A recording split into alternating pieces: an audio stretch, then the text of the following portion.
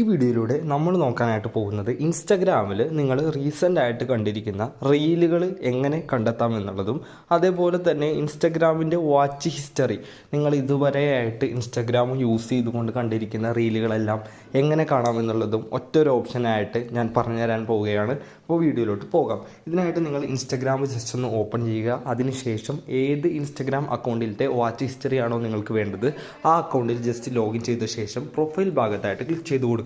3 വരകൾ മുകൾ ഭാഗത്തായിട്ട് ടോപ്പിൽ കാണാൻ സാധിക്കുന്നതായിരിക്കും. അതിൽ ക്ലിക്ക് ചെയ്തതിന് ശേഷം യുവർ ആക്ടിവിറ്റി എന്ന് പറയുന്ന ഓപ്ഷനിലായിട്ട് ക്ലിക്ക് ചെയ്ത് കൊടുക്കുക.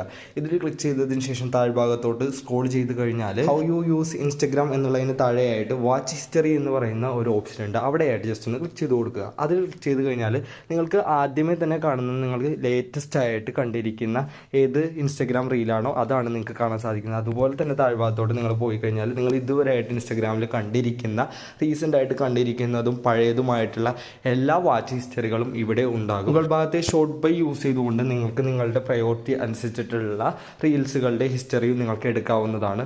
അപ്പോൾ ഈ രൂപത്തിലാണ് ഇൻസ്റ്റഗ്രാമിൽ നിങ്ങൾ റീൽസുകളൊക്കെ കാണുന്നവരാണ് എന്നുണ്ടെങ്കിൽ അതിലെ റീസെൻ്റ് ആയിട്ടുള്ളതും അതേപോലെ തന്നെ നിങ്ങൾ ഇതുവരെയായിട്ട് കണ്ടിരിക്കുന്നതുമായിട്ടുള്ള റീലുകളുടെ എല്ലാത്തിൻ്റെയും ഹിസ്റ്ററി എടുക്കുന്നത്. ചിലവർക്ക് ഒരു റീല് കണ്ടതിന് ശേഷം കുറച്ച് കഴിഞ്ഞതിന് ശേഷമായിരിക്കും വീണ്ടും ആ റീൽ ഒന്നുകൂടി കാണണം അല്ലെങ്കിൽ കണ്ടിരുന്ന റീൽ ഏതാണ് എന്നുള്ളത് ഓർമ്മ വരുന്നത്.